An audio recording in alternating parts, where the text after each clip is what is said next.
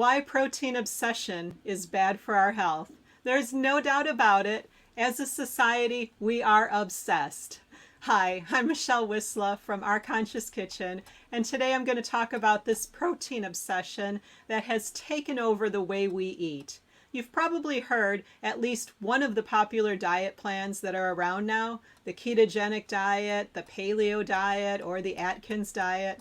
I even remember about 15 years ago, I bought an Atkins diet cookbook. A little something about me. I have over 400 cookbooks probably in my cookbook collection right now. And I tried it for a short period of time, but it really didn't last, thank God. So here we are 15 years later, and the obsession that society has is still there. But things are turning around. Many more nutritional studies have been done, and a lot more respected doctors are speaking out with power on social media about why this obsession with protein is detrimental to our health. Let me just look at the comments here. All right, just stop for a moment. Oh, hey, delete. So one of the things I wanted to mention is that you don't need as much protein as you think you do. In fact, you probably should cut down. So today I'm going to talk about 3 reasons why the obsession is not good. And if you have any questions for me on this, just chime in on the chat or write it down here someplace, in the chat, and it'll come to me. Too much focus on protein. That's the number one reason this obsession is kind of crazy, because it's unhealthy to be this focused on one nutrient.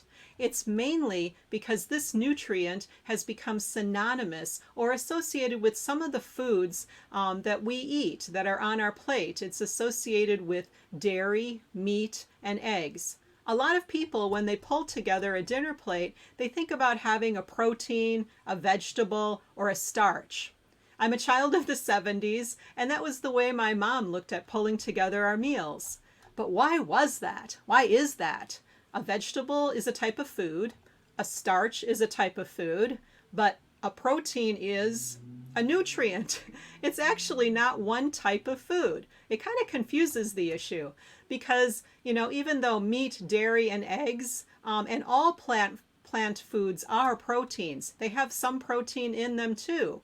All these foods, the meat we eat, the chicken, the fish, the egg, the legume, the vegetables, the fruits, all of these foods have protein in them. They all have varying amounts of amino acids which make up protein, but yet they all have all the essential amino acids that we need in some tiny amount. Yet plants don't come with the added risk of diseases like animal proteins do. Remember, if you're getting protein from animal sources, it's not just protein that you're getting a complete package. And that also comes with saturated fat and cholesterol. On the other side, if you eat a balanced, whole food, plant-based diet with a wide variety of plants, you'll actually get antioxidants, phytonutrients, and protein. And you'll also get a nutrient that we are actually deficient in, and we do need to be a little bit concerned about. This is fiber, which brings me to my point number 2 on why this obsession isn't good. There's not enough focus on fiber. We need a lot more than we're generally getting and that we're generally eating. We're obsessing over the wrong thing. With focusing on protein, we displace other important nutrients like carbohydrates and fiber. Looking at protein versus fiber, there was the largest study in history done, over 55,000 people, a mix of vegans, vegetarians, and omnivores, meaning people who do eat meat products. And it found that the vegans and vegetarians were eating, get ready for it, 70% more protein than they needed every day. Probably because of too many energy bars, protein shakes, and processed foods. And the meat eaters, they were eating 80% more protein than they needed every day. Hey, Debbie. Nice to see you here. So too much protein is detrimental to our long-term health. It's been shown to make our bodies produce too much acid. And in order to buffer that acidity, calcium is released and drawn out from our bones. So it makes our bones weak. And it's even worse with animal proteins because they're highly acid forming due to the higher presence of sulfur amino acids in them. Plant proteins, however, don't contain outsized levels of sulfur containing amino acids. So too much protein from the typical animal sources contains saturated fat and increased cardiovascular disease, as well as promotes cancer-causing cells. And even too much protein from plant-based sources is unhealthy for us. Excess protein, no matter what food it comes from, places a strain on your kidneys. So with too much protein, you're at risk of kidney disease, or your risk increases. But that same study actually found out that only 3% of people get enough fiber every day. In fact, the people in the study only got about half the RDA of fiber. 25 grams for women and 38 for men is the recommended daily allowance. And these people were getting half or less of that recommended daily allowance. And actually, some doctors even think that recommended daily allowance is too low. But that's a different live. So a lack of this nutrient, fiber, is associated with a higher risk of diabetes, metabolic syndrome. It's associated with increased cancer risk and heart disease, obesity. So really, it's a problem not getting enough fiber. So number 3, the third reason that we're obsessing over protein and why this isn't good is that it causes too much demonizing of all carbs, as these protein diets have become a thing.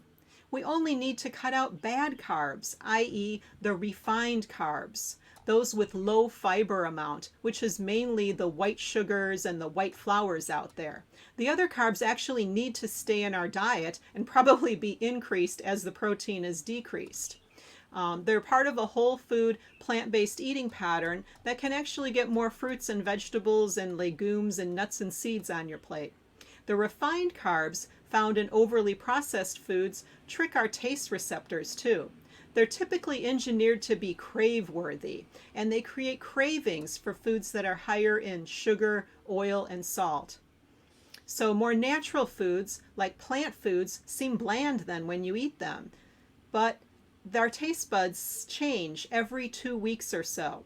So actually, if you go 2 to 3 weeks without eating processed foods, without eating any of these white flours, white sugars, foods that are high in salt and oil as well, our taste buds will start to change. So that mango that you didn't seem as sweet to you when you were eating candy bars every day as your snack starts to seem really sweet when you then eat it. If you're consuming a balanced diet with a focus on whole food plants and enough calories, you don't need to obsess over protein. Protein is essential, we need it, but we don't need to obsess over it because a huge majority of people get too much. Nobody is dying of protein deficiencies, yet people die every day of fiber deficiencies with diets low in fruits and vegetables that are linked to cardiovascular disease, cancer, and strokes. If you consume a healthy, plant-focused diet with enough calories, you don't need to worry about it. Plant proteins are complete. The key is to eat a wide variety of plant foods. Excess protein contributes to the increased risk of disease, as we've been talking about. As a nutrient, we could do better being concerned about fiber. So the obsession over getting enough protein it's dangerous. I'm having a fiber-fueled chickpea plate for lunch. What about you? Any questions at all? Just pop them in the chat and I'll be happy to answer them.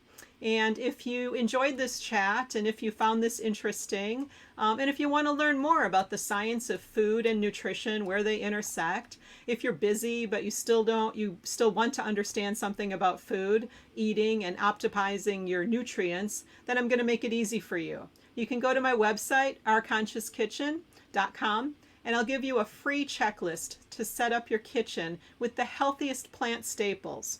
I send out a weekly newsletter with more information like this. I sort through what the experts are saying about food and nutrition so you don't have to. Have a great day ahead, and bye for now.